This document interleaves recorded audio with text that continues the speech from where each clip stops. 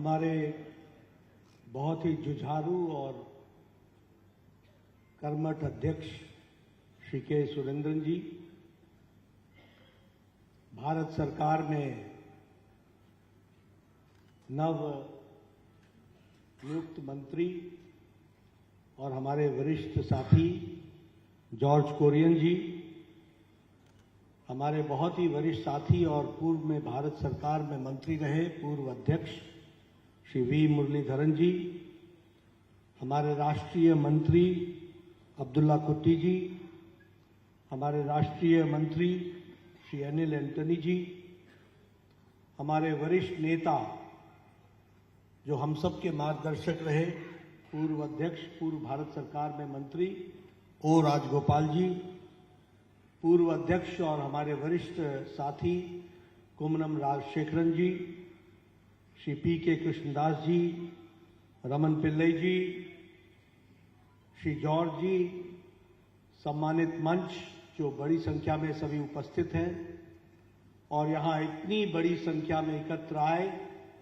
हमारे पार्टी के प्रदेश के पदाधिकारी, जिला के अध्यक्ष, जिला के महामंत्री, हमारे मंडलों के अध्यक्ष, हमारे पंचायतों के अध्यक्ष और हमारे सभी वरिष्ठ कार्यकर्ता बंधु, सबसे पहले तो आप सब लोगों को यहाँ इस दिन भर के विस्तारित कार्य समिति में आप सब लोग पूरे जोश के साथ इतनी बड़ी संख्या में आए हैं। सबसे पहले तो आप सबका हार्दिक अभिनंदन, आप सबका स्वागत। I heartily welcome all of you to this August meeting which is taking place as the state executive, the extended state executive of Kerala Pradesh. मैं जब यहाँ तिरुवनंतपुरम में आया हूँ तो निश्चित रूप में सबसे पहले तो मैं पद्मनाभ स्वामी जी के मंदिर को अपने शीश नमन करते हुए पद्मनाभ स्वामी जी का नमन करता हूं और जहां भगवान विष्णु शेष अनंतनाग के पर लेटे हुए हैं, विश्राम मुद्रा में हैं, ऐसे मंदिर को मैं नमन करता हूं और उनसे आशीर्वाद लेता हूं। मैं यहां जब आया हूं तो आदि शंकराचार्य जी को भी याद करता हूं, क्योंकि this land is known as the land of Adi Shankaracharya, जिसने देश भर में हमारे सनातन धर्म को आगे बढ़ाने में बहुत बड़ा योगदान किया। ऐसे हमारे अपने आदि शंकराचार्य जी को मैं नमन करता हूं। केरल की धरती गुरुओं की धरती रही है। केरल की धरती सोशल रिफॉर्मर्स की धरती रही है और इसलिए मैं यहां पर नारायण गुरु जी को भी याद करता हूं, जिनके आशीर्वाद से यहां सामाजिक चेतना को एक नया ताकत दी गई और उनको आगे बढ़ाने का काम यहां पर नारायण गुरु जी ने किया है। Kerala is known for hard work, for politeness, for dedication, और वो मुझे अपने कार्यकर्ताओं में भी दिखती है। जिस डेडिकेशन के साथ, जिस ताकत के साथ आप सब लोग किसी विचारधारा को लेकर विपरीत परिस्थिति में काम कर रहे हैं, इसके लिए मैं आप सबको साधुवाद देता हूं। आप सबको उसके लिए मैं बहुत इज्जत के साथ आपका सम्मान करता हूं। ये जो हमारे डेडिकेटेड कार्यकर्ता हैं, जिन्होंने अपना जीवन एक विचारधारा के लिए लगाया है, ये उसी का फल है जिस कारण से आज जहां सारे देश में 60 साल में, इन 60 years, after 60 years, for the first time, continuously and consecutively, the NDA is forming the government under the dynamic leadership of Shri Narendra Modi. और ये संभव हुआ है बिकॉज ये संभव हुआ है आप सबके डेडिकेशन के कारण। ये संभव हुआ है आप सबके, एक तरीके से कहा जाए तो विचारधारा के समर्पित होने के कारण, और उसको अमली जामा पहनाने में, उसको कार्य रूप करने में हम सबको आदरणीय प्रधानमंत्री नरेंद्र मोदी जी का नेतृत्व मिला, जिस कारण से हम उसको पूरा कर सके हैं। मैं यहां पर केरल को विशेष रूप में बधाई देना चाहता हूं, जो आपने चुनाव में अपने नतीजे दिखाए हैं और पहली बार आजादी के बाद आपने लोकसभा में भी कमल खिला दिया है। इसके लिए आपको विशेष करके मैं बधाई देना चाहता हूं। जब मैं कहता हूं कंटिन्यूअसली एंड कंसेक्यूटिवली हम तीसरी बार मोदी जी के नेतृत्व में सरकार बना रहे हैं, तो यह संदेश स्टेबिलिटी का भी है और कंटिन्यूटी का भी है। हम स्टेबिलिटी भी ला रहे हैं और भारत की जनता ने स्टेबिलिटी को वोट दिया है और भारत की जनता ने कंटिन्यूटी को भी वोट दिया है। और ये सब संभव हुआ है जिसको आपने ट्रांसलेट करने में, जनता के बीच में जाकर के उसको वोट में कन्वर्ट करने का काम किया, तो वो आप सब कार्यकर्ताओं ने किया है। इसलिए आप सबको विशेष करके मैं बधाई देना चाहता हूं। अभी उड़ीसा के चुनाव हुए, आप सबको जानकर खुशी होगी कि भारतीय जनता पार्टी ने विशुद्ध भारतीय जनता पार्टी की सरकार बनाई। आउट ऑफ 147 सीट्स 78 सीट्स भारतीय जनता पार्टी ने जीती और लोकसभा में 21 में 20 सीटें जीत करके हम वहां पर विजयश्री हुए। ये भी हमको ध्यान में रखना चाहिए। आंध्र प्रदेश में एनडीए ने स्वीप कर दिया और मैं बताना चाहता हूं कि आंध्र प्रदेश साउथ इंडिया में ही आता है। कई लोग एक नैरेटिव खड़ा करते हैं, no BJP is a northern India party. No, now we are all India party which include southern part. We are all India party और इसलिए साउथ में भी कमल खिल रहा है और आंध्र प्रदेश में एनडीए को 164 सीट्स मिली आउट ऑफ 175। ये भी हमको ध्यान में रखना चाहिए। तेलंगाना में हम डबल हो गए, हमारी लोकसभा की सीट डबल हो गई है और जिस तरीके से हम 2026 में केरला में इंतजार कर रहे हैं, वैसे ही तेलंगाना में भी हम जीत करके आएंगे। इस तरीके की परिस्थिति आएगी। अरुणाचल प्रदेश, ये तो कहते थे ये तो नॉर्थ ईस्ट है, यहां तो कुछ नहीं होगा। Third time consecutively Arunachal Pradesh में भारतीय जनता पार्टी की सरकार बनी है और 46 out of 60 seats 46 seats BJP को आई और 54% बीजेपी को सीट्स आई। मैं बोलता रहूंगा तो आपके लिए भी दिक्कत होगी, थोड़ा मलयालम में हो जाएगा तो ठीक रहेगा। ഇതിലിരിക്കുന്ന പാർട്ടിയുടെ പുതുതായി മന്ത്രിസഭയിലേക്ക് തെരഞ്ഞെടുക്കപ്പെട്ട മന്ത്രി ശ്രീ ജോർജ് കുര്യൻജി, അധ്യക്ഷൻ ശ്രീ കെ സുരേന്ദ്രൻ, മുൻ കേന്ദ്രമന്ത്രി ശ്രീ വി മുരളീധരൻജി, ശ്രീ അബ്ദുള്ളക്കുട്ടി, ശ്രീ അനിൽ ആന്റണി, ശ്രീ ഒ രാജഗോപാൽജി, ശ്രീ കുമ്മനം, ശ്രീ പി കെ കൃഷ്ണദാസ്, ശ്രീ രാമൻ പിള്ള, കേരളത്തിലെ നേതാക്കന്മാരെ, സംസ്ഥാന നേതാക്കന്മാരെ, ജില്ലാ നേതാക്കന്മാരെ, മണ്ഡലം നേതാക്കന്മാരെ, പഞ്ചായത്ത് തല പ്രവർത്തകരെ, ഇവിടെ എത്തിച്ചേർന്നിട്ടുള്ള മറ്റെല്ലാവർക്കും എൻ്റെ ഹാർദമായ സ്വാഗതം. തിരുവനന്തപുരത്തേക്ക് ഞാൻ വരുന്ന സമയത്ത് എൻ്റെ മനസ്സിലേക്ക് ആദ്യം ഓടിയെത്തുക ശ്രീ പത്മനാഭസ്വാമി ക്ഷേത്രമാണ്. ഞാൻ ശ്രീ പത്മനാഭസ്വാമിയുടെ മുമ്പിൽ എവിടെയാണോ ഭഗവാൻ മഹാവിഷ്ണു അനന്തനാഗത്തിന്റെ മുകളിൽ വസിക്കുന്നത്, ആ പത്മനാഭനെ ഞാൻ നമസ്കരിക്കുകയാണ്. കേരളം ആദി ശങ്കരന്റെ നാടാണ്. നമുക്കറിയാം, ശ്രീ ആദി ശങ്കരാചാര്യ സ്വാമികൾ ഭാരതം മുഴുവൻ സനാതന ധർമ്മത്തെ സംരക്ഷിക്കുവാൻ വേണ്ടി യാത്ര ചെയ്തത് അദ്ദേഹമാണ്.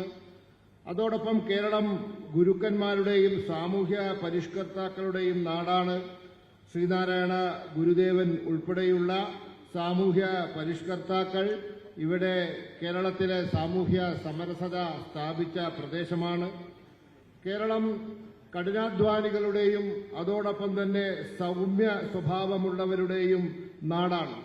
ഈ കേരളത്തിലാണ് നമ്മൾ വിപരീത പരിതസ്ഥിതികളിൽ കഴിഞ്ഞ 60 കൊല്ലം കഷ്ടപ്പെട്ട് ഇതാ ആദ്യമായി ഈ 60 കൊല്ലം നമ്മളിതാ വലിയ വിജയം നേടിയിരിക്കുന്നു.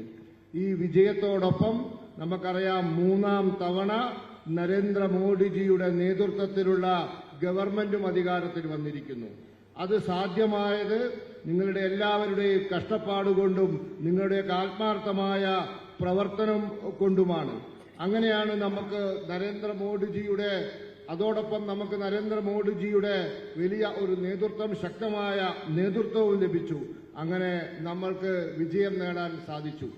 ഞാൻ നിങ്ങളെ ഓരോരുത്തരെയും പ്രത്യേകം അഭിനന്ദിക്കുകയാണ്. കാരണം ചരിത്രത്തിലാദ്യമായി ഈ ലോകസഭയിൽ കേരളത്തിൽ നിന്നും ഇതാ ഒരു MP ഉണ്ടായിരിക്കുന്നു. നമ്മുടെ 3ാമത്തെ സർക്കാർ, ആ സർക്കാർ പ്രതിദാനം ചെയ്യുന്നത് തുടർച്ച മാത്രമല്ല, അത് സ്ഥിരതയും കൂടിയാണ്. സ്ഥിരതയും തുടർച്ചയും ഒത്തുചേർന്ന ഒരു സർക്കാരാണ് ഇവിടെ ഇന്ന് അധികാരത്തിൽ വന്നിട്ടുള്ളത്. അത് സാധ്യമായത് നിങ്ങൾക്ക് ജനങ്ങളുടെ മനസ്സിലുണ്ടായ വികാരത്തെ വോട്ടാക്കി നിങ്ങളുടെ പ്രയത്നത്തിലൂടെ മാറ്റാൻ സാധിച്ചതുകൊണ്ടാണ്. നമുക്കറിയാം ഒറീസയില് നമുക്കറിയാം BJP സർക്കാർ അധികാരത്തിൽ വന്നു. 147 സീറ്റിൽ നമുക്ക് 78 സീറ്റ് ലഭിച്ചു. 40% വോട്ട് ലഭിച്ചു. ലോകസഭയിൽ 21-ൽ 20 ലഭിച്ചു. അതിനുശേഷം ആന്ധ്ര നമുക്കറിയാം ഒരു ദക്ഷിണേന്ത്യൻ സംസ്ഥാനമാണ്. ഇവിടെ വളരെ ബോധപൂർവം ഒരു പ്രചരണം കുറച്ചു കാലമായി നടക്കുന്നു. BJP വടക്കേ ഇന്ത്യൻ പാർട്ടിയാണെന്ന്. എന്നാൽ ആന്ധ്രയുടെ വിജയത്തിലൂടെ നാം തെളിയിച്ചിരിക്കുന്നു, നമ്മൾ വടക്കേ ഇന്ത്യൻ പാർട്ടിയല്ല, നമ്മൾ ഒരു ഓൾ ഇന്ത്യ അഖിലേന്ത്യ പാർട്ടിയാണെന്ന് നാം തെളിയിച്ചിരിക്കുന്നു. അതുപോലെ തന്നെ തെലുങ്കാനയിൽ നമ്മുടെ സീറ്റിന്റെ എണ്ണം ഇരട്ടിയാക്കി വർദ്ധിപ്പിക്കാൻ നമുക്ക് സാധിച്ചിരിക്കുന്നു. അതുപോലെ തന്നെ അരുണാചൽ പ്രദേശ് അങ്ങ് വടക്ക് കിഴക്ക് ദൂരെ കിടക്കുന്ന സംസ്ഥാനമാണ്. അവിടെ 60-ൽ 46 സീറ്റും 60% വോട്ടുമാണ് BJP നേടിയിരിക്കുന്നത്. मित्रों, जब मैं यहाँ आपसे चुनाव की चर्चा कर रहा हूं तो मैं ये कहना चाहता हूं कि कर्नाटक में भी भारतीय जनता पार्टी और NDA ने चुनाव को लोकसभा में स्वीप किया। मैं बताना चाहता हूं कि तमिलनाडु में भी हमारा वोट शेयर 11.4% पहुंच गया है. And days are not far when we will be having a good presence in Tamil Nadu also, that I would like to say. मैं जब यहाँ केरल में आया हूं तो पद्मनाभ स्वामी जी के आशीर्वाद से यह बताना चाहता हूं कि केरला में भी त्रिशूर में हम 75,000 वोट से लीड लेकर के चुनाव जीते हैं और हम आगे आए हैं. हम यह भी मानते हैं कि तिरुवनंतपुरम में और अटिंगल में हमारी हार नहीं हुई है, जीत है. इस बात को भी हमको समझना चाहिए. और हम देख रहे हैं आने वाले समय में विधानसभा में तो आप सब लोग आगे आएंगे, लेकिन लोकसभा में भी ये सीटें हम जीत करके आएंगे, ये हमारे को पूरा विश्वास है. मैं आपसे जब चर्चा कर रहा हूं तो मैं ये भी बताना चाहता हूं कि 6 म्यूनिसिपैलिटीज में भारतीय जनता पार्टी ने आज बढ़त ले ली है. इसलिए आप सब कार्यकर्ता जो जमीन से जुड़े हुए, जो धरती पर काम कर रहे हैं, उनको मेरा साधुवाद भी है, शाबाशी भी है. और नए कीर्तिमान स्थापित करने के लिए केरला तैयार हुआ है. इसके लिए भी मैं आपको शुभकामनाएं देता हूं. जहां तक म्यूनिसिपैलिटीज का सवाल है, चाहे पलाकाड हो, चाहे गुरुवायूर हो, हरिपाद हो, वरक्का हो, अटिंगल हो, सभी जगह की म्यूनिसिपैलिटीज हमने जीती है. और म्यूनिसिपल कॉरपोरेशन में भी तिरुवनंतपुरम में और त्रिशूर में हम विजयश्री हुए हैं. ये भी हमको ध्यान में रखना चाहिए. भारतीय जनता पार्टी ने तिरुवनंतपुरम में 36% वोट शेयर लिया. 36%. ये छोटी घटना नहीं है, बहुत बड़ी जीत. और मैं कई बार कहता हूं कई बार जीत करके भी हारते हैं और कई बार हार करके भी जीतते हैं। ये हारने में भी जीत है, इसको हमको ध्यान में रखना है। और उसी तरीके से आटिंगल में भी हम 16,772 वोटों से पीछे रहे हैं, लेकिन आने वाले समय में मुझे पूरा विश्वास है कि आप कार्यकर्ताओं की ताकत पर आटिंगल में भी कमल खिलेगा और वहां भी भारतीय जनता पार्टी लोकसभा में जाएगी। मैं केरल के कार्यकर्ताओं को, आप सब लोगों को विशेष करके बधाई देना चाहता हूं। आपकी मेहनत, आपकी निष्ठा, आपका समर्पण और जिस तरीके से जिन परिस्थितियों में कार्यकर्ता काम कर रहे हैं, उसके लिए मैं सच में आप सबको बधाई देना चाहता हूं। मैं केरला से जुड़ा हुआ हूं। मैंने लंबे समय तक केरला में काम किया है, गॉड्स ओन कंट्री में काम किया है, और कासरगोड से लेकर के तिरुवनंतपुरम तक कोई जिला नहीं है जहां मैं नहीं गया और कोई जिला नहीं है जहां मैंने रात नहीं बिताई और मैं कार्यकर्ताओं से नहीं मिला। मैं एक बात कह सकता हूं कि आप लोग बहुत विपरीत परिस्थिति में काम कर रहे हैं, बहुत विपरीत परिस्थिति। मुझे मालूम है किसी को पद जाने का खतरा हो सकता है, किसी को कोई उसके जीवन यापन में तकलीफ आ सकती है, लेकिन केरला में जो कार्यकर्ता काम करता है वह एक समय में उसको पद का नहीं, उसको जान का खतरा था, तब भी उसने भारतीय जनता पार्टी का कमल बनाए रखा, उसको आगे बढ़ाए रखा। इसके लिए मैं विशेष करके आप सबको बधाई भी देता हूं और आप सबको साधुवाद भी देता हूं। मैं यहां कांग्रेस के लोग आजकल बहुत खुशियां मना रहे हैं कि बड़ी जीत हुई, बड़ी जीत हुई, बड़ी जीत हुई। कई लोगों को मैथमेटिक्स नहीं आता, उनको मैं मैथमेटिक्स समझाना चाहता हूं। कांग्रेस पार्टी को जितने एमपी 2014 में मिले, जितने एमपी 2019 में मिले और जितने एमपी उनको 2024 मिले, सबको जोड़ लें तब भी बीजेपी से 2024 के एमपी से कम आते हैं। और ये अपने आप को इस तरीके से, मैं चुनाव की गणित को आपको बताना चाहता हूं। इंडियन नेशनल कांग्रेस 13 राज्यों में, 13 स्टेट्स में जीरो है, zero. Not even a single Lok Sabha seat is with Congress party in 13 states. और एक और बात बताना चाहता हूं कि कांग्रेस अपने वोटों पर नहीं जीती है, कांग्रेस रीजनल पार्टी के वोट से वह अपनी ताकत लेती है। हमारे हिंदी में शब्द कहते हैं परजीवी, यानी अपने से नहीं जीते हैं, दूसरे की ताकत पर जीते हैं। अंग्रेजी में शब्द है पैरासाइट्स। ये बेल की तरह, लता की तरह चढ़ते हैं, इनको अपने से ताकत नहीं मिलती, ये दूसरे से ताकत लेते हैं। और इसके बारे में अगर मैं आपको बताऊं तो मैं आपको बताना चाहता हूं कि गुजरात, छत्तीसगढ़, मध्य प्रदेश, यहां जहां इनकी सीधी बीजेपी से टक्कर हुई, out of 64 seats only 2 seats they could get, 62 seats were with Bharatiya Janata party. यह परिस्थिति आ गई। जहां ये खुद लड़ते हैं इनका स्ट्राइक रेट 26% है, और जहां ये परजीवी बन करके लड़ते हैं वहां इनका वोट परसेंटेज 50% आ जाता है। वह भी हम सबको ध्यान में रखना चाहिए कि उनका स्ट्राइक रेट 50% आ जाता है। यह बैसाखियों पर चलने वाली पार्टी है।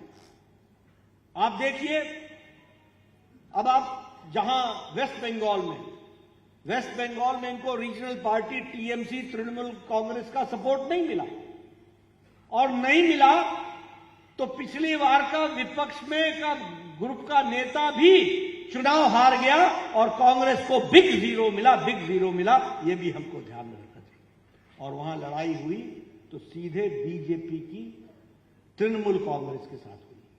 अगर यूपी में लड़ते हैं तो सीधे लड़ाई बीजेपी की समाजवादी पार्टी से होती है।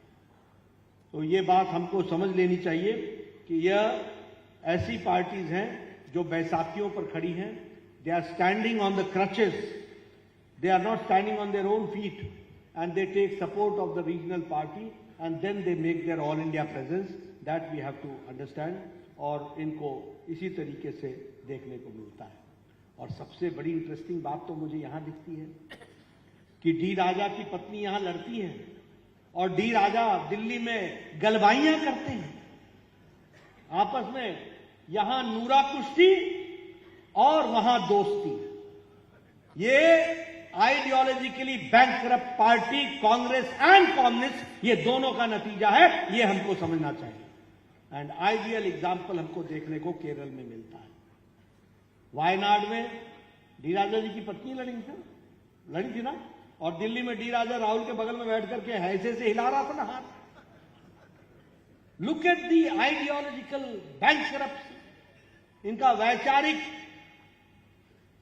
रूप में ये कितने गिर चुके हैं। इनको सिर्फ कुर्सी चाहिए, कुर्सी चाहिए, कुर्सी चाहिए। No ideology. ये लेफ्टिस्ट बोलते थे कि we are an ideological party. See their ideology, look at their ideology. क्या स्थिति आकर के खड़ी हो गई। और इसलिए मैं ये कहूंगा, इनकी कोई विचारधारा नहीं है। इनकी विचारधारा है ये इंडी अलायंस की, जिसमें कम्युनिस्ट भी आते हैं, जिसमें कांग्रेस भी आती है। इनकी विचारधारा है भ्रष्टाचार, भाई भतीजावाद, वंशवाद। और कम्युनिस्ट पार्टी भी अब इससे बची नहीं है, वो भी वंशवाद हो गई। They are also promoting their own sons and daughters, made in corruption only, but yes they are promoting their daughters and sons. आप मेरा इशारा समझ रहे हो। ये इस तरीके के लोग हैं।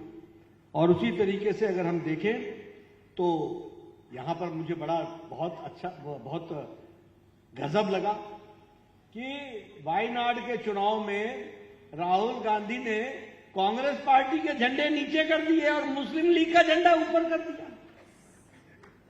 एम आई करेक्ट और नॉट? जरा जोर से बोलो, सुनता कम है।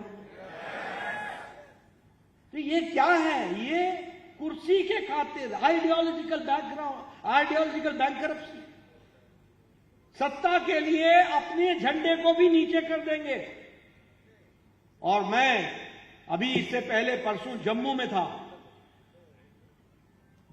हम कहते हैं श्रीनगर हो, कश्मीर हो या कन्याकुमारी, अपना देश अपनी माटी, हम एक बात लेकर के चलते हैं। और ये लोग अपने झंडे को, यहां बैठा कोई भी व्यक्ति अपना जीवन सर्वस्व लुटा देगा, लेकिन कमल को कभी नीचे नहीं लगने देगा। ये हमारी ताकत है। लेकिन ये लोग अपने झंडे को भी नीचे कर देते हैं। और किसका झंडा उठाते हैं?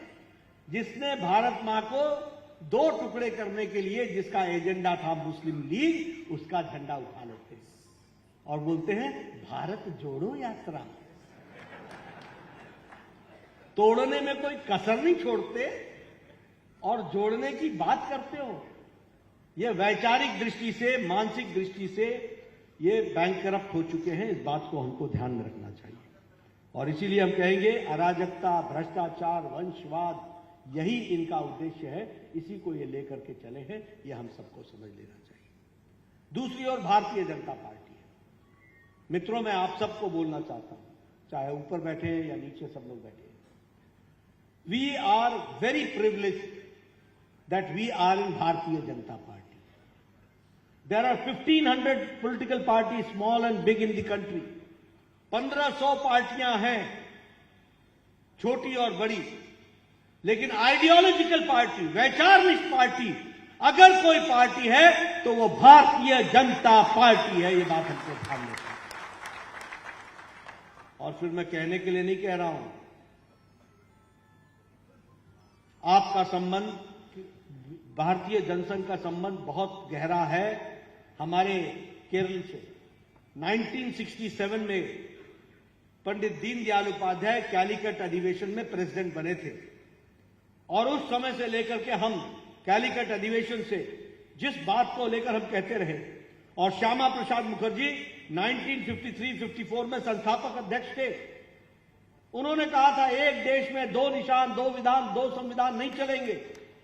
और मुझे खुशी है कि जब जब देश का कॉल आया, केरला के लोग भी, जिन्होंने कभी कश्मीर नहीं देखा था, लेकिन कश्मीर के खातिर वो लाल चौक तक गए और उन्होंने उस लड़ाई को लड़ा।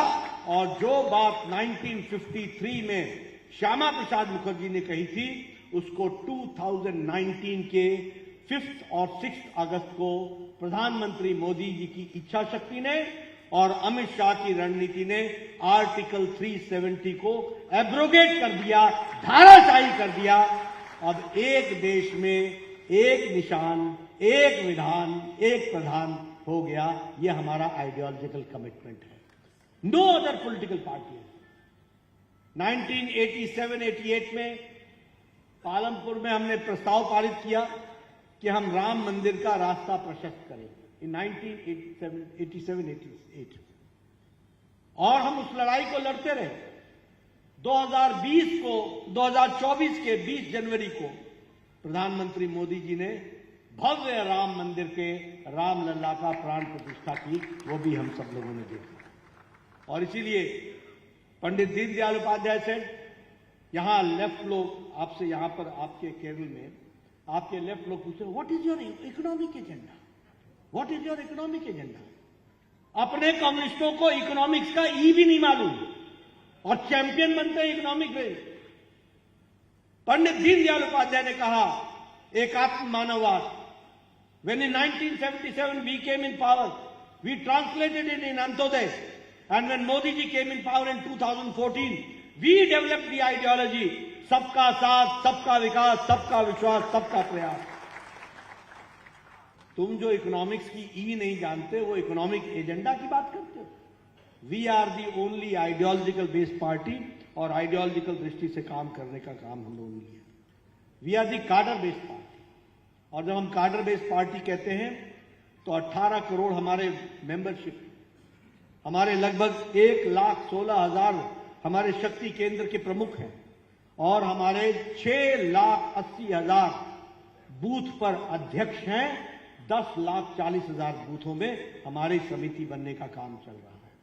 We are the largest political party not only in the country but in the world. We are the largest political party. मैं आपको बताना चाहता हूं, हमारी पार्टी को मेरी अध्यक्षता में 60 से ज्यादा हेड्स ऑफ मिशन, एम्बेसडर्स और राजदूत ये भारतीय जनता पार्टी के कार्यालय में आकर उन्होंने भारतीय जनता पार्टी को समझने का प्रयास किया है और उन्होंने माना है कि the membership of communist party of China is 90 million and the membership of Bharatiya Janata Party is just double, 180 million, that we have to understand. और इसलिए भारतीय जनता पार्टी एक कैडर बेस्ड पार्टी भी है, हमारी मास फॉलोइंग भी है। हम आज 17 स्टेट्स में हमारी एनडीए की सरकार है, इन 17 स्टेट्स, और 12 स्टेट्स में विशुद्ध भारतीय जनता पार्टी की सरकार है। और आपको जानकर खुशी होगी कि 57% ऑफ द पॉपुलेशन पर भारतीय जनता पार्टी का कमल खिला हुआ है। 57% of the population and 58% of the geographical area of the country Bharatiya Janata Party का कमल खिला है। इसलिए we are the largest. We have got more than 1,500 MLAs elected. We have got more than 200 mayors elected. We have got more than 1,000 BDC members and presidents and chairmen elected. So we have got a mass following that we have to understand और वो हमारे को ध्यान में रखना चाहिए। पद्मनाभ जी,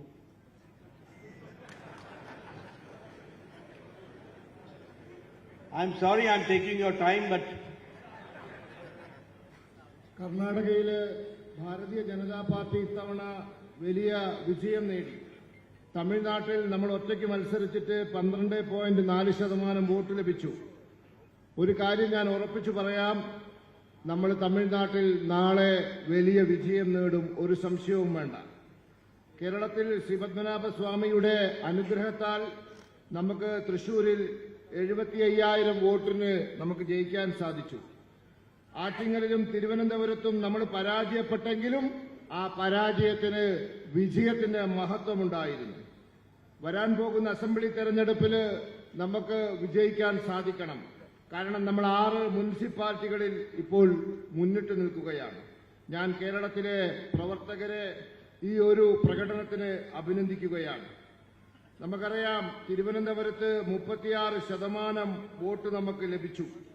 ഇത് വിജയത്തോളം തുല്യമായ ഒരു നേട്ടമാണ്. ആറ്റിങ്ങലിൽ നമ്മൾ പരാജയപ്പെട്ടത് 16,000 വോട്ടിന് മാത്രമാണ്. ഇത് നാം മനസ്സിലാക്കണം. ഇത്രയും വലിയ നേട്ടം നേടിയതിന് നിങ്ങളെ ഞാൻ വീണ്ടും പ്രത്യേകമായി അഭിനന്ദിക്കുകയാണ്. ഞാൻ കേരളത്തിൽ അങ്ങോളം ഇങ്ങോളം യാത്ര ചെയ്തിട്ടുണ്ട്, കാസർഗോഡ് മുതൽ തിരുവനന്തപുരം വരെ. ഞാൻ പോവാത്ത ഓരോ സ്ഥലവും കേരളത്തിലില്ല. നിങ്ങൾ വലിയ ബുദ്ധിമുട്ടുള്ള സാഹചര്യത്തിൽ, പ്രതികൂല സാഹചര്യത്തിലാണ് പ്രവർത്തിക്കുന്നത്. പല സ്ഥലങ്ങളിലും നമ്മളെ പ്രവർത്തകർ പ്രവർത്തിക്കുമ്പോൾ അവർക്ക് പേടി എന്താണെന്ന് ചോദിച്ചാൽ, അവർ പ്രവർത്തിച്ചിട്ട് നല്ല രീതിയിൽ പ്രവർത്തിച്ചിട്ടില്ലെങ്കിൽ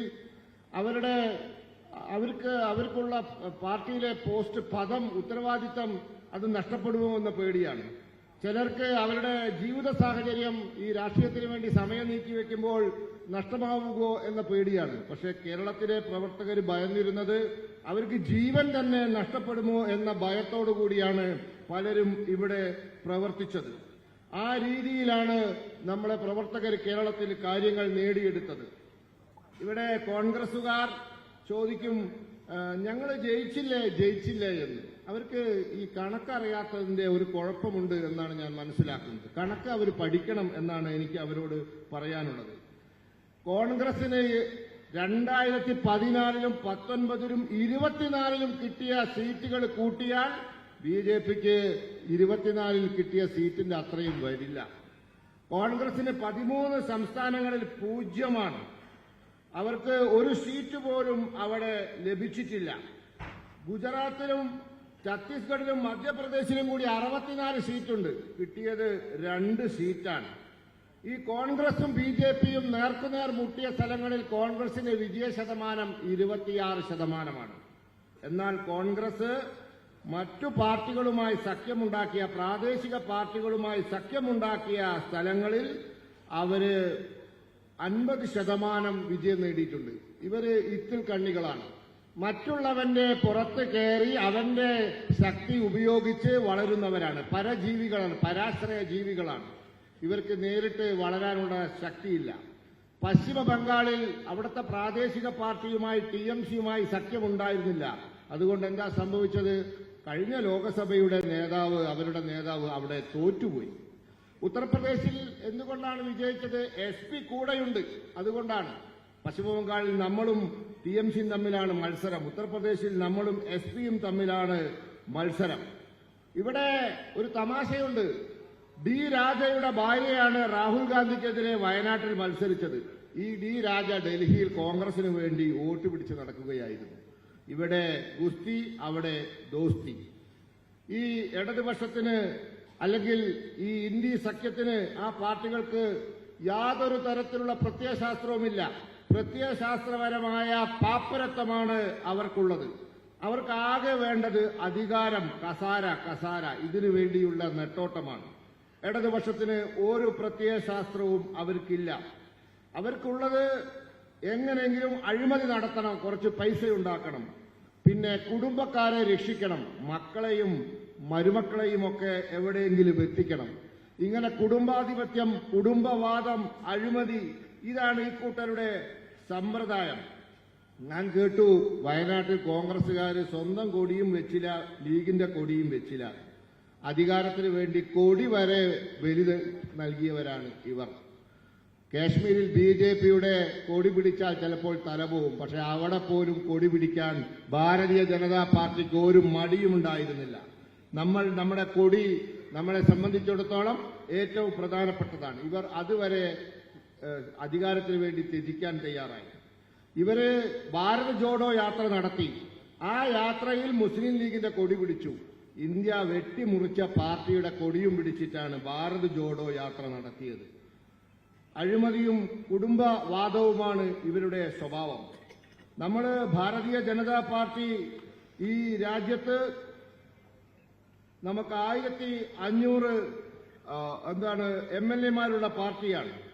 നമ്മൾ ഒരു പ്രത്യയശാസ്ത്രപരമായി ശക്തിയുള്ള പാർട്ടിയാണ്. നമ്മളാണ് ഈ ഇന്ത്യയിൽ ഏതാണ്ട് 1500 രാഷ്ട്രീയ പാർട്ടികളുണ്ട്. ആ രാഷ്ട്രീയ പാർട്ടികളിൽ പ്രത്യയശാസ്ത്രപരമായി നിലനിൽക്കുന്ന ഏക പാർട്ടി ഭാരതീയ ജനതാ പാർട്ടിയാണ്. അതിന് ഉദാഹരണം ഞാൻ പറയാം. 967 ഇവിടെ കോഴിക്കോട് കേരളത്തിൽ വെച്ചിട്ടാണ് പണ്ഡിറ്റ് ദീൻദയാൽ ഉപാധ്യായ ജനസംഘത്തിന്റെ അഖിലേന്ത്യാ അധ്യക്ഷനായത്. അതിനു മുമ്പ് ഡോക്ടർ ശ്യാമപ്രസാദ് മുഖർജി ഈ ജനസംഘത്തിന്റെ നേതാവ് ഒരു മുദ്രാവാക്യം വിളിച്ചു. അത് ഏക് ദേശ് മേ ദോ വിധാൻ, ഏക് ദേശ് മേ ദോ പ്രധാൻ, ഏക് ദേശ് മേ ദോ നിശാൻ, നഹി ചലേഗി എന്ന്. അത് 1953 വിളിച്ചതാണ്. എന്നാൽ 2019 ഓഗസ്റ്റ് മാസം 5-ാം തീയതി നമ്മൾ ആ മുദ്രാവാക്യം യാഥാർത്ഥ്യമാക്കി. 370-ാം വകുപ്പ് നമ്മളെടുത്ത് ദൂരെ കളഞ്ഞു. നമുക്ക് മാത്രമേ ഇത് സാധിക്കുള്ളൂ. 1987 പാലംപൂരിൽ വെച്ച് നടന്ന BJPയുടെ ദേശീയ നിർവാഹക സമിതി യോഗത്തിൽ നമ്മൾ ശ്രീരാമ ജന്മഭൂമിയിൽ ക്ഷേത്രം പണിയുമെന്ന് പറഞ്ഞു. 2024 ജനുവരി 22-ാം തീയതി നമ്മൾ ശ്രീരാമ ജന്മഭൂമിയിൽ അതിമനോഹരമായ ഒരു ക്ഷേത്രം നമ്മൾ സ്ഥാപിച്ചു. ഇടതുപക്ഷം ചോദിക്കും നമ്മളോട്, നിങ്ങളുടെ സാമ്പത്തിക നയപരിപാടി എന്താണെന്ന്. നമ്മുടെ സാമ്പത്തിക നയപരിപാടി പണ്ഡിറ്റ് ദീൻദയാൽ ഉപാധ്യായ പറഞ്ഞ ഏകാത്മ മാനവ ദർശനമാണ്. നമ്മൾ വെറുതെ പറഞ്ഞതല്ല. അധികാരം കിട്ടിയപ്പോൾ നമ്മൾ അന്ത്യോദയ പദ്ധതി നടപ്പിലാക്കി. സബ്കാ സാത്ത്, സബ്കാ വികാസ്, സബ്കാ വിശ്വാസ്, സബ്കാ പ്രയാസ് എന്നുള്ളത് നമ്മൾ ഈ രാജ്യത്ത് നടപ്പിലാക്കി. ഈ രാജ്യത്തെ ഏക സൈദ്ധാന്തികപരമായി അടിത്തറയുള്ള പാർട്ടി നമ്മളാണ്. 18 കോടി അംഗങ്ങളുണ്ട്. 6,80,000 ബൂത്ത് അധ്യക്ഷന്മാരുണ്ട്. 1,40,000 ശക്തി കേന്ദ്ര സംവിധാനങ്ങളുണ്ട്. 10,40,000 ബൂത്തിലേക്ക് കൂടി നമ്മൾ നമ്മുടെ ബൂത്ത് സമിതി രൂപീകരിക്കാനുള്ള പ്രയാസത്തിലാണ്. അത്രയും ശക്തമായ പ്രവർത്തനമാണ് നമ്മൾ നടത്തുന്നത്. വിദേശ രാജ്യങ്ങൾ നമ്മളെയാണ് അംഗീകരിക്കുന്നത്. വിദേശ നയതന്ത്ര പ്രതിനിധികൾ ഇന്ത്യയിൽ വന്നാൽ അവർ കാണാൻ വരുന്നത് BJPയാണ്. അവർ നമ്മളെയാണ് സന്ദർശിക്കുന്നത്. ചൈനീസ് കമ്മ്യൂണിസ്റ്റ് പാർട്ടി വരെ നമ്മളെയാണ് വന്ന് കാണുന്നത്. നമുക്ക് 17 സർക്കാരുകളുണ്ട് ഇന്ത്യക്ക്. BJPക്ക് മാത്രം 12 സർക്കാരുകളുണ്ട്. 57% ജനങ്ങൾ BJP ഭരണത്തിലാണ്. 58% ഭൂപ്രദേശം അത് നമ്മുടെ ഭരണത്തിലാണ്. 1500 MLAമാരുണ്ട്. 10,000-ത്തിലധികം വാർഡ് മെമ്പർമാരും ബ്ലോക്ക് അധ്യക്ഷന്മാരും അങ്ങനെ ചെറിയ ജനപ്രതിനിധികളായി നമുക്ക് അത്രയും ആളുകളുണ്ട്. ഏറ്റവും കൂടുതൽ ജനകീയ അടിത്തറയുള്ള പാർട്ടി നമ്മുടേതാണ്. मित्रों, मैं आपको ज्यादा देर अपने वक्तव्य से तकलीफ नहीं दूंगा, लेकिन मैं एक विषय आपके सामने रखना चाहता हूं। हमारी भारत की राजनीति में 2 फेज साफ दिखते हैं, एक बिफोर 2014 और एक आफ्टर 2014। और जब मैं ये 2014 के पहले की बात कहता हूं तो भारत के बारे में क्या चर्चा थी? India is a corrupt state, policy paralysis, remote control से चलने वाला स्टेट, प्राइम मिनिस्टर को अथॉरिटी लगभग समाप्त। और 2014 के बाद जब हम देखते हैं तो हमको दिखता है कि डिसाइसिव गवर्नमेंट, हमको दिखता है डिलीवरी वाली गवर्नमेंट, हमको दिखता है जिसे हमने कहा स्पीड, स्केल एंड स्किल। हमको दिखता है मोदी जी के नेतृत्व में रिफॉर्म, परफॉर्म एंड ट्रांसफॉर्म। हमको ये फर्क दिखता है।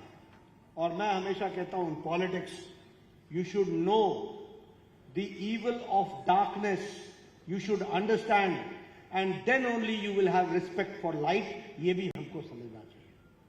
जब तक आपको अमावस्या की त्रासदी समझ में नहीं आएगी तब तक आपको पूर्णमासी के प्रति आदर नहीं पैदा होगा। इसलिए we have to see the dark days before 2014 to understand the good days after 2014, that we have to understand. और इसीलिए मैं कहूंगा, एक समय में भारत के प्रधानमंत्री बोलते थे, मैं देश का 1 रुपया भेजता हूं तो 85 पैसे रास्ते में ही खर्च हो जाते हैं, 15 पैसे ही मिलते हैं लोगों को। और आज मोदी जी के नेतृत्व में जैम के आधार पर जनधन, आधार कार्ड और हमारे मोबाइल फोन के कारण आज 1 रुपया भी भेजा जाता है तो वह 1 रुपया सीधे डीबीटी के माध्यम से डायरेक्ट उसके इन्वेस्टमेंट के कारण और वो डिसबर्समेंट के कारण वो बेनिफिट को मिलता है, बेनिफिशियरी को मिलता है। ये बात हमको समझने की है और इसलिए मैं कहना चाहूंगा कि आज देश मोदी जी के नेतृत्व में तीव्र गति से आगे बढ़ रहा है। मैं यहां आपसे ये भी शेयर करना चाहता हूं, आप लोग जानते हैं कि प्रधानमंत्री मोदी जी ने प्रधानमंत्री गरीब कल्याण अन्न योजना चलाया है। 80 crore people are getting 5 kilo wheat और 5 kilo rice and 1 kilo of pulses dal. 80 crore people. उसका फर्क क्या पड़ा है? उसका फर्क ये पड़ा है कि आज भारत में 25 करोड़ लोग जो बीपीएल में थे, बिलो पॉवर्टी लाइन थे, वो बीपीएल से निकल करके एपीएल हो गए, अबव पॉवर्टी लाइन पहुंच गए and the number is 25 crore. That we have to understand. अभी कोरोना की मार पड़ी, यूक्रेन और रशिया का कॉन्फ्लिक्ट हुआ, सारे दुनिया के देशों की तकलीफ बढ़ गई, लेकिन आपको जानकर के खुशी होगी कि भारत के बारे में इंटरनेशनल मॉनिटरी फंड आईएमएफ, ये आईएमएफ कहता है Indian economy is the only bright spot as far as economy is concern. Morgan Stanley लिखता है that India is different after 2013 और मूडीज वो कहते हैं the GDP growth of India has increase to 8%। ये मूडीज बोलते हैं। और ये जो है ना कांग्रेस के इंक्लूडिंग राहुल गांधी, ये सब पढ़े लिखे अनपढ़ हैं, ये सब पढ़े लिखे अनपढ़ हैं। और मैं आपको बताना चाहता हूं, ये बोलते बेरोजगारी बेरोजगारी, इनको मालूम ही नहीं है कि जो ग्रोइंग इकोनॉमी होती है वहां जॉब अपॉर्चुनिटीज क्रिएट होती है और वहां इकोनॉमी आगे बढ़ती है। ये इनको सिंपल इकोनॉमी नहीं मालूम। मैं आपके सामने बताना चाहता हूं growth of America, growth rate of America, IMF economic outlook growth projections in 2024। ये किसका है? मेरा नहीं है, ये Indian International monetary fund IMF का जो वर्ल्ड इकोनॉमिक आउटलुक का ग्रोथ प्रोजेक्शंस है। United States of America 2.7%, Germany 0.2%, France 0.7%, Japan 0.9%, UK 0.5% and India 6.8%। अब ये पढ़े लिखे अनपढ़ों को मैं क्या समझाऊं? मैं इनको आईसाइट तो दे सकता हूं, इनको मैं दृष्टि तो दे सकता हूं, विजन कहां से लाऊं? विजन नहीं दे सकते आप, क्योंकि जिन्होंने देख करके नहीं देखना हो वो हर तरीके की बात कहते हैं। और आपको जानकर खुशी होगी कि वर्ल्ड के ग्रोथ रेट में इंडिया का कंट्रीब्यूशन 15% है, 15%। Now India is the towering leader. और हम, ये राहुल गांधी तुम्हारे जमाने में और जब Manmohan Singh final chief prime minister थे, India was at the 11th number. Today India is the 5th largest economy in the world, 5th largest economy. और समय दूर नहीं है, मोदी जी के नेतृत्व में भारत 2 साल के अंदर तीसरी लार्जेस्ट इकोनॉमी बन जाएगा, 3rd लार्जेस्ट इकोनॉमी बन जाएगा। और इसीलिए अब इंफ्रास्ट्रक्चर की बात देखिए। इंफ्रास्ट्रक्चर में 43.35 लाख करोड़ रुपीस खर्च हुआ है कैपिटल एक्सपेंडिचर में। नेशनल हाईवे, आप बताओ आज केरला में नेशनल हाईवे बन रहा है कि नहीं बन रहा है? जोर से बोलिए, बन रहा है कि नहीं बन रहा है? और इसको यहां की एलडीएफ और यूडीएफ की सरकार ने रोक रखा था कि नहीं रोक रखा था? जमीन नहीं दे रहे थे ना, कंपनसेशन देने के बावजूद भी जमीन नहीं दे रहे थे। This is their negative attitude and that is the Modi ji positive attitude that we will work for the people of Kerala, God's own country के लिए हम काम करेंगे। आज आपको जानकर खुशी होगी कि पिछले 10 सालों में 50,000 किलोमीटर नेशनल हाईवे बना है, 50,000 किलोमीटर। रूरल रोड्स 3.8 लाख हमारे किलोमीटर सड़क बनी है, रूरल रोड्स, प्रधानमंत्री ग्रामीण सड़क योजना में। बॉर्डर रोड्स, आपके केरला से कितने लोग भारत मां की सेवा के लिए बॉर्डर पर जाते हैं। आज बॉर्डर रोड में पिछले 10 सालों में 3000 kilometre double lane with double lane bridges ये बन करके तैयार हुआ है। अब भारत की फौज 1.5 दिन के अंदर बॉर्डर पर पहुंच सकती है, right from Arunachal to Himachal to Ladakh to Leh. हमारे फौजी 1.5 दिन के अंदर पहुंच सकते हैं। यह परिस्थिति आकर के खड़ी हुई। बजट एलोकेशन फॉर रेलवेज, और उसमें हम लोगों का 2.43 लाख करोड़ खर्च हुआ है रेलवे कैपिटल एक्सपेंडिचर में। There were 74 airports before 2014, now there are 158 airports. 158 airports. Air connectivity बढ़ाई गई है। और मोदी जी का सपना है कि हवाई चप्पल पहनने वाला हवाई जहाज पे चढ़ेगा। इस बात को हम पूरा करेंगे। मतलब common man will have an air पे की ट्रैवलिंग करेगा। इस बात को हम लोगों ने कहा है। डिफेंस एक्सपोर्ट्स हमारा 83,319 करोड़ का बढ़ गया है, डिफेंस का exports. At one point of time we used to purchase bulletproof jackets. Now India is making, हम अपने भारत में हेलीकॉप्टर्स बना रहे हैं, बैंगलोर में, हमारे कर्नाटक में हम फाइटर जेट्स बना रहे हैं, हम बुलेट प्रूफ जैकेट्स बना रहे हैं, हम इक्विपमेंट्स बना रहे हैं। और भारत अब बुलेट प्रूफ जैकेट एक्सपोर्ट कर रहा है, दुनिया को दे रहा है। यह परिस्थिति आकर के खड़ी है। उसी तरीके से साधारण आदमी के लिए, गरीब लोगों के लिए प्रधानमंत्री जी ने कहा प्रधानमंत्री आवास योजना। Here I would like to share with you my own experience. In 1993 I became the MLA first time.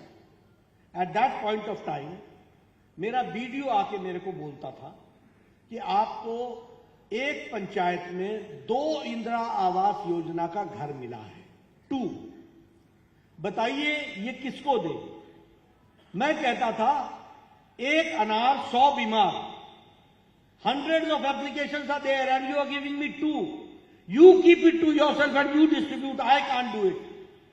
But today I would like to say that Prime Minister Modi ने प्रधानमंत्री आवास योजना में 4 करोड़ घर बनाए, 4 करोड़ घर।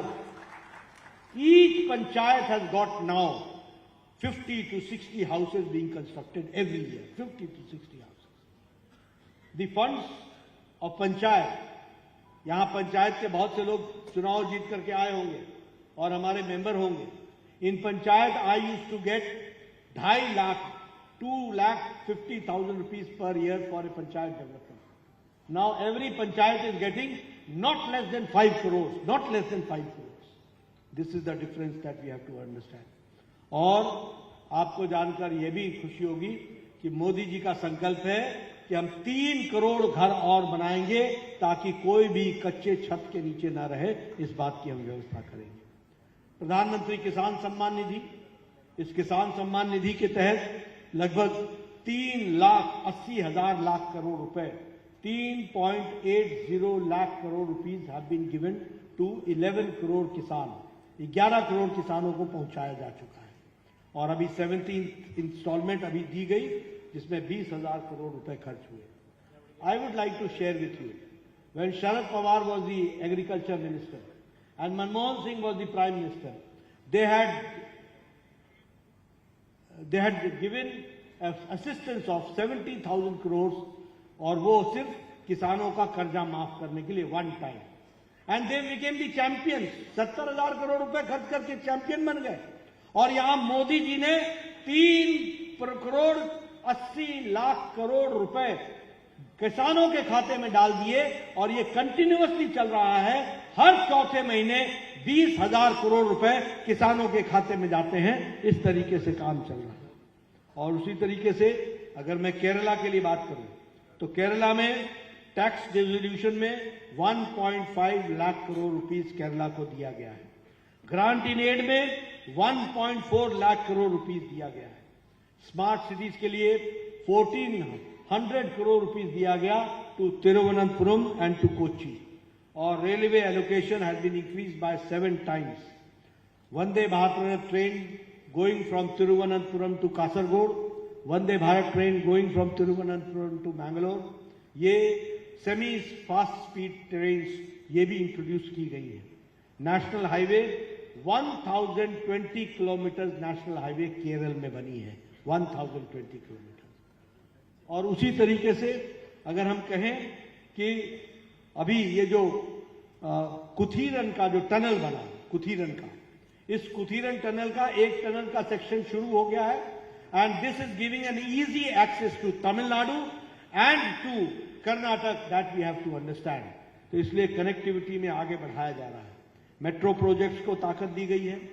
शिप यार्ड में ship repair की फैसिलिटी अब जो आपके यहां कोचीन में खड़ी की गई है, 25% of the ship repair will be done in Kerala and Kerala में कोचीन में किया जाएगा। उसके लिए काम चल रहा है, ये भी हमको ध्यान में रखना चाहिए, ये भी कैपेसिटी बढ़ाई गई है। इसलिए मित्रों, बहुत से डेवलपमेंट के प्रोजेक्ट्स देश में और केरला में चल रहे हैं।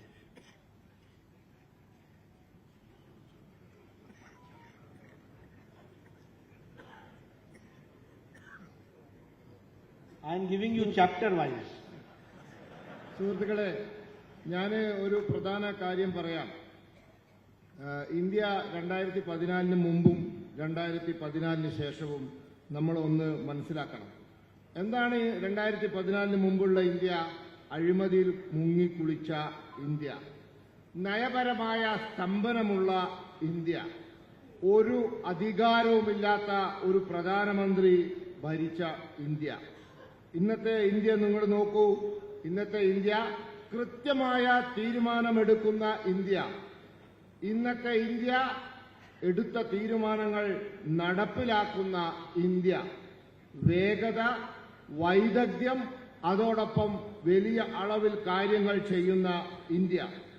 മാത്രവുമല്ല, പ്രവർത്തിക്കുക, അത് പ്രവർത്തിക്കാനുള്ള തീരുമാനമെടുക്കുക, അത് മാറ്റങ്ങൾ വരുത്തുക, അതോടൊപ്പം ആ പ്രവർത്തനം യാഥാർത്ഥ്യമാക്കുക, ഇതൊക്കെ ചെയ്യുന്ന ഒരു ഇന്ത്യയാണ് ഇന്നത്തെ ഇന്ത്യ. നമുക്കറിയാം, ഈ ഇരുട്ടിന്റെ ഭീകരത നമുക്കറിയാം. എന്നാൽ ഇരുട്ടിന്റെ ഭീകരത കൃത്യമായി മനസ്സിലാക്കണമെങ്കിൽ അത് നമ്മൾ അനുഭവിച്ചറിഞ്ഞ് ശേഷമേ നമുക്ക് വെളിച്ചത്തിന്റെ സൗന്ദര്യം അറിയുള്ളൂ. അമാവാസി കണ്ട ഒരാൾക്ക് പൗർണമിയുടെ മഹത്വം മനസ്സിലാക്കുള്ളൂ. നമുക്കറിയാം, 2014 ശേഷം ഈ രാജ്യത്ത് വലിയ മാറ്റങ്ങൾ ഉണ്ടായിട്ടുണ്ട്. കാര്യങ്ങൾ അനുകൂലമായ രീതിയിലാണ് ഈ രാജ്യത്ത് മുന്നോട്ട് പോകുന്നത്. പ്രത്യേകിച്ച് അഴിമതിയുടെ കാര്യത്തിൽ 85 പൈസ മാത്രം നമ്മുടെ ഡൽഹിയിൽ നിന്നും 1 രൂപ യാത്ര ആരംഭിച്ചാൽ, വികസനത്തിന് വേണ്ടി കൊടുത്തയച്ചാൽ അതിൽ 85 പൈസയും അഴിമതിക്കാർ തട്ടിയെടുത്ത് 15 പൈസ മാത്രം സാധാരണക്കാരന് കിട്ടുന്ന ഒരു സാഹചര്യമായിരുന്നു. ഇന്ന് Jan Dhan account, Aadhaar, mobile, direct benefit transfer, നേരിട്ടുള്ള ആനുകൂല്യങ്ങൾ നൽകലിലൂടെ 1 രൂപ കൊടുത്തയച്ചാൽ ആ 1 രൂപയും കൃത്യമായി സാധാരണക്കാരന്റെ കയ്യിലെത്തുന്നു. രാജ്യം വലിയ തോതിൽ പുരോഗമിക്കുകയാണ്. നരേന്ദ്രമോദി സർക്കാർ ഗരീബ് കല്യാൺ അന്ന യോജന നടപ്പിലാക്കി. അതിലൂടെ 80 കോടി ജനങ്ങൾക്ക് 5 കിലോ അരിയും ഓരോ കിലോ പയർവർഗ്ഗങ്ങളും സൗജന്യമായി കൊടുക്കുന്നു. ഇതിന്റെ ഫലമായി 25 കോടി ജനങ്ങൾ ഇന്ന് ദാരിദ്ര്യരേഖയ്ക്ക് മുകളിൽ വന്നിരിക്കുന്നു. കോവിഡ് ഉണ്ടായി, ഉക്രൈൻ റഷ്യ യുദ്ധമുണ്ടായി, പക്ഷേ ഇന്ത്യ മുന്നോട്ട് തന്നെ പോയി. ലോക സാമ്പത്തിക സ്ഥാപനമായ IMF പറഞ്ഞു, ഇന്ത്യ ഒരു തിളങ്ങുന്ന ഒരു ഉദാഹരണമാണ് സാമ്പത്തിക വളർച്ചയിൽ എന്ന്. മോർഗൻ ആൻഡ് സ്റ്റാൻലി പറഞ്ഞു, ഈ ഭാരതം 2014 നിന്നും എത്രയോ വ്യത്യസ്തമായിരിക്കുന്നു ഭാരതം എന്ന് പറഞ്ഞിരിക്കുന്നു. അതോടൊപ്പം മൂഡിയുടെ എന്ന് പറയുന്ന സാമ്പത്തിക വിദഗ്ധന്മാർ പറഞ്ഞിരിക്കുന്നു, ഇന്ന് ഭാരതത്തിൽ വലിയ വളർച്ചയുണ്ട് എന്ന് പറഞ്ഞിരിക്കുന്നു. ഈ കോൺഗ്രസുകാർ വിദ്യാഭ്യാസമുള്ള നിരക്ഷരരാണ്. അവർ ഇപ്പോഴും തൊഴിലില്ല എന്ന് പറയുന്നു. ഒരു രാജ്യത്ത് വളർച്ചാ നിരക്ക് കൂടിയാൽ അവിടെ എങ്ങനെയാണ് തൊഴിലില്ലായ്മ ഉണ്ടാവുക? IMFന്റെ കണക്ക് ഞാൻ അവതരിപ്പിക്കാം. അമേരിക്കയുടെ വളർച്ചാ നിരക്ക് 2.7%, ജർമ്മനിയുടേത് 0.2%, ഫ്രാൻസിന്റേത് 0.7%, ജപ്പാന്റേത് 0.9%, ബ്രിട്ടന്റേത് 0.5%, ഇന്ത്യയുടെ 6.8%. ഇങ്ങനെ വളരുന്ന ഒരു രാജ്യത്ത് ഈ വിദ്യാഭ്യാസമുള്ള നിരക്ഷരരായ കോൺഗ്രസുകാർ ഇവിടെ തൊഴിലില്ലായ്മ ഉണ്ട് എന്ന് പറയുന്നു. ഇവരെ എങ്ങനെ പറഞ്ഞു മനസ്സിലാക്കാനാണ്?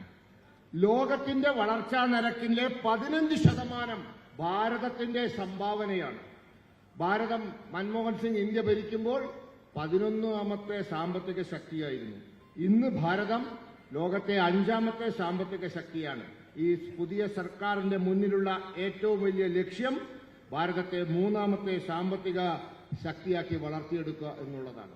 അതിനുവേണ്ടി നമ്മൾ അടിസ്ഥാന സൗകര്യ വികസന രംഗത്ത് ഇത്രയും കാലം കൊണ്ട് 43,50,000 കോടി രൂപ അടിസ്ഥാന സൗകര്യ വികസനത്തിന് വേണ്ടി നടപ്പിലാക്കി. കേരളത്തിൽ NH-66 പണി നമ്മൾ ഇവരുടെ എല്ലാ എതിർപ്പുകൾ ഇവരൊക്കെ എതിർത്തു, തടസ്സപ്പെടുത്താൻ നോക്കി. പക്ഷേ ഹൈവേ നിർമ്മാണം വളരെ ശക്തമായി മുന്നോട്ട് പോയിക്കൊണ്ടിരിക്കുകയാണ്. ഇതാണ് നരേന്ദ്രമോദി സർക്കാരിന്റെ മനോഭാവം. നമ്മൾ 50,000 കിലോമീറ്റർ ദേശീയ ഹൈവേ നിർമ്മിച്ചു കഴിഞ്ഞു. 3,80,000 കിലോമീറ്റർ ഗ്രാമീണ റോഡുകൾ നമ്മൾ നിർമ്മിച്ചു കഴിഞ്ഞു. അതിർത്തി റോഡുകൾ നമ്മുടെ പട്ടാളക്കാർക്ക് അതിർത്തിയിലെ ഏതു മേഖലയിലും, ടിബറ്റിന്റെ അതിർത്തിയാവട്ടെ, ചൈന അതിർത്തിയാവട്ടെ, പാകിസ്ഥാൻ അതിർത്തിയാവട്ടെ, പെട്ടെന്നെത്താൻ വേണ്ടി 3,200 കിലോമീറ്റർ 2 വരി പാത നമ്മൾ അതിർത്തിയിൽ നമ്മൾ നിർമ്മിച്ചു കഴിഞ്ഞിരിക്കുന്നു. നമ്മുടെ റെയിൽവേക്ക് വേണ്ടി നമ്മൾ നീക്കിവെച്ചത് 2,43,000 കോടി രൂപയാണ്. 43,000 കോടി രൂപയാണ്. നരേന്ദ്രമോദി സർക്കാർ അധികാരത്തിൽ വരുമ്പോൾ ഇന്ത്യയിൽ 74 വിമാനത്താവളങ്ങളായിരുന്നു. ഇന്ന് 58 വിമാനത്താവളങ്ങളാണ്. ഹവായ് ചെരുപ്പിടുന്നവനും വിമാനത്തിൽ യാത്ര ചെയ്യണമെന്നാണ് നരേന്ദ്രമോദിയുടെ തീരുമാനം. സാധാരണക്കാരനും വിമാനം യാത്ര പ്രാപ്യമായിരിക്കണം. അതാണ് നമ്മുടെ ലക്ഷ്യം. നമുക്കറിയാം, നമ്മുടെ നാട്ടിൽ ഇവിടെ 83,000 കോടി രൂപയുടെ നമ്മൾ സൈനിക ഉൽപ്പന്നങ്ങൾ ഇന്ന് നമ്മൾ കയറ്റുമതി ചെയ്യുന്നു. ഒരു കാലത്ത് നമ്മളെല്ലാം ഇറക്കുമതി ചെയ്തു. നമ്മുടെ പട്ടാളക്കാർക്കുള്ള ബുള്ളറ്റ് പ്രൂഫ് നമ്മൾ ഇറക്കുമതി ചെയ്തു, യുദ്ധവിമാനങ്ങൾ ഇറക്കുമതി ചെയ്തു, പട്ടാളത്തിന് ആവശ്യമായ സാമഗ്രികൾ ഇറക്കുമതി ചെയ്തു. ഇന്ന് നമ്മൾ ഇതൊക്കെ നിർമ്മിക്കുകയാണ്. ഇതൊക്കെ നിർമ്മിച്ച് നമ്മൾ 83,000 കോടി രൂപയ്ക്ക് നമ്മൾ ഇത് കയറ്റുമതി ചെയ്യാണ്. ആവാസ് യോജന നമ്മൾ 4 കോടി വീടുകൾ നിർമ്മിച്ചു കൊടുത്തു. ആവാസ് യോജനയെ പറ്റി പറയുമ്പോൾ അദ്ദേഹത്തിന് ഒരു കഥ ഓർമ്മ വരുന്നു. 1993 അദ്ദേഹം MLA ആയിരുന്നു. അന്ന് അവിടുത്തെ BDO അദ്ദേഹത്തെ വിളിച്ചിട്ട് പറഞ്ഞു, നിങ്ങളുടെ വീടുകൾ തരാം, നിങ്ങൾക്ക് ഒരു പഞ്ചായത്തിലേക്ക് 2 വീട് തരാം. അദ്ദേഹം പറഞ്ഞു, 100-ലധികം ആവശ്യക്കാരുണ്ട്, ഞാൻ 2 വീടുമായി അങ്ങോട്ട് പോയാൽ ശരിയാവില്ല, നിങ്ങൾ തന്നെ കൊടുത്തോളൂ എന്ന് പറഞ്ഞു. ആ കാലം ഇന്ന് മാറിയിരിക്കുന്നു. 4 കോടി വീടുകൾ നമ്മൾ കൊടുത്തു. ഒരു പഞ്ചായത്തിൽ 50 മുതൽ 60 വരെ വീടുകൾ നമ്മൾ കൊടുക്കുന്നു. ഇതാണ് അവസ്ഥ. പഞ്ചായത്തിന്റെ വികസനത്തിന് വേണ്ടി കേന്ദ്രം ഫണ്ട് നൽകിയത്, നിങ്ങളെല്ലാവരും പഞ്ചായത്ത് മെമ്പർമാരാണ് പലരും, നിങ്ങൾക്കറിയാം. പണ്ടൊക്കെ 2.5 ലക്ഷം രൂപയാണ് ഒരു പഞ്ചായത്ത് വികസനത്തിന് ഒരു വർഷം നൽകിയത്. ഇന്ന് 5 കോടി രൂപയാണ് കിട്ടുന്നത്. ഇനിയും നമ്മൾ 3 കോടി വീടുകൾ ഈ രാജ്യത്ത് നിർമ്മിക്കാൻ വേണ്ടി നമ്മൾ തയ്യാറെടുക്കുകയാണ്. അതുപോലെ തന്നെ കിസാൻ സമ്മാൻ നിധി നമുക്കറിയാം, 11 കോടി കൃഷിക്കാർക്ക് നമ്മൾ 3,80,000 കോടി രൂപ കിസാൻ സമ്മാൻ നിധിയിലൂടെ കൊടുത്തു. അതിന്റെ 17ാമത്തെ തവണ നമ്മൾ ഈ അടുത്ത ദിവസം കൊടുത്തു. പണ്ട് ശരത് പവാർ കൃഷി വകുപ്പ് മന്ത്രിയായിരുന്നു മൻമോഹൻ സിംഗിന്റെ കാലത്ത്. അന്ന് അവർ 70,000 കോടി രൂപ കൊടുത്തിട്ട് വലിയ ചാമ്പ്യന്മാരാവാൻ ശ്രമിച്ചു കർഷകരുടെ. ഇന്ന് നമ്മൾ ഒരു പദ്ധതിയിലൂടെ മാത്രം ഇത്രയും കാലം കൊണ്ട് കൊടുത്തത് 3,80,000 കോടി രൂപയാണ്. നരേന്ദ്രമോദി സർക്കാർ ഈ രാജ്യത്ത് സാധാരണക്കാരനും കൃഷിക്കാരനും വേണ്ടി നിരവധി കാര്യങ്ങൾ ചെയ്യുന്നു. 20,000 കോടി രൂപയാണ് നമ്മൾ കേരളത്തിൽ നമ്മുടെ ഈ കാർഷിക മേഖലയ്ക്ക് വേണ്ടി കൊടുത്തിരിക്കുന്നത്. നമ്മൾ കേരളത്തിന്റെ ഫണ്ട് വിഹിതം 1.5 ലക്ഷം കോടി രൂപ കൊടുത്തു. നമ്മൾ 54,000 കോടി രൂപ സഹായ ഇനത്തിൽ കൊടുത്തു. നമ്മൾ കേരളത്തിന്റെ റെയിൽവേക്ക് വേണ്ടി കൊടുത്തത് 7 ഇരട്ടിയായി നമ്മൾ വർദ്ധിപ്പിച്ചിരിക്കുന്നു. ഇവിടെ 2 വന്ദേ ഭാരത് തീവണ്ടികൾ നമ്മൾ കൊടുത്തു. 1020 കിലോമീറ്റർ ദേശീയ ഹൈവേ നമ്മൾ ഉണ്ടാക്കുന്നു. കുതിരാൻ തുരങ്കം നമ്മൾ നിർമ്മിച്ചു, തമിഴ്നാട്ടിലേക്കുള്ള യാത്ര സുഗമമാക്കി. കൊച്ചിയിലെ ജല മെട്രോയും അതോടൊപ്പം തന്നെ സാധാരണ മെട്രോയും നമ്മൾ ഉദ്ഘാടനം ചെയ്തു. കൊച്ചിൻ ഷിപ്പ്യാർഡ് നമ്മൾ നവീകരിച്ചു. ഇന്ത്യയിലെ 20% വരുന്ന കപ്പലിന്റെ റിപ്പയർ പ്രവർത്തനം അറ്റകുറ്റപ്പണിയും ഇനി കൊച്ചിയിലാണ് നടക്കുക. അതിനുവേണ്ടി നമ്മൾ കൊച്ചിൻ ഷിപ്പ്യാർഡിനെ നമ്മൾ സജ്ജരാക്കി. ഇതൊക്കെ നമ്മൾ കേരളത്തിന് വേണ്ടി ചെയ്തതാണ്. मैं आपका ज्यादा समय न लेता हुआ सिर्फ एक ही बात कहूंगा कि भारतीय जनता पार्टी ने मोदी जी के नेतृत्व में एनडीए ने जिस तरीके से देश को आगे बढ़ाने का काम किया, वहीं हमको ये दुख के साथ कहना पड़ता है कि इंडी अलायंस के जितने भी पार्टनर्स हैं, उन्होंने करप्शन को जन्म दिया, भ्रष्टाचार को जन्म दिया और अराजकता को जन्म दिया। देश के विरोधी लोग, विरोधी ताकतों को ताकत देने का काम किया और देश की जो मजबूती के साथ आगे बढ़ने का काम है, उसमें हर तरीके से रुकावट डालने का काम किया। जब मैं भ्रष्टाचार की बात बोलता हूं, आप बताइए, नाउ केरल की एलडीएफ सरकार कोऑपरेटिव के भ्रष्टाचार में संलिप्त है कि नहीं है? बताइए, है कि नहीं है? ये करप्शन गोल्ड स्कैम में संलिप्त थी कि नहीं थी? है कि नहीं है? This government is totally utterly corrupt. और यूडीएफ भी लिप सर्विस कर रही है। यूडीएफ उसका विरोध नहीं कर रही है। चोर चोर मौसेरे भाई, ये मौसेरे भाई हैं आपस में, इनका गठबंधन है, इनका आपस में पूरा संबंध है। इसको हमको समझना चाहिए। इसलिए मैं ये कहना चाहूंगा कि मित्रों, रुकना नहीं है, आगे बढ़ना है, यहां कमल खिलना है। आप बताइए, पद्मनाभ स्वामी जी के धरती पर, भगवान विष्णु जी की धरती पर कमल नहीं खिलेगा तो और कहां खिलेगा? और इसलिए कमल को खिलाने के लिए आप सबको पूरी ताकत से जुड़ना है। और मैं आपको बताना चाहता हूं कि कोई हमारे सामने टिक नहीं पाएगा। समय दूर नहीं है। पहले बोलते थे भारतीय जनता पार्टी एक पर्टिकुलर जाति की पार्टी है, फिर कहने लगे नहीं नहीं ये सभी की पार्टी है, फिर कहने लगे नॉर्थ इंडिया की पार्टी है, फिर कहने लगे सेंट्रल इंडिया की पार्टी है, फिर कहने लगे नहीं ये नॉर्थ ईस्ट की पार्टी है। अब ये कह रहे हैं कि भारतीय जनता पार्टी नॉर्थ हो या साउथ हो, ईस्ट हो या वेस्ट हो, it is only kamal, kamal and kamal, और ऑल इंडिया पार्टी के रूप में बल रहे। और इसीलिए आज ये मैं ताकत देख रहा हूं यहां आप सबको इतनी बड़ी संख्या में, और आप सब लोग जिस तरीके से आइडियोलॉजिकली कमिटेड होकर के विपरीत परिस्थिति में लड़ रहे हैं, मुझे पूरा विश्वास है कि इन 2026 कमल विल ब्लॉसम और भारतीय Janata party will be victorious. ये मुझे कहना है। आपने मेरी बात सुनी, बहुत बहुत धन्यवाद। जय भारत, जय केरल।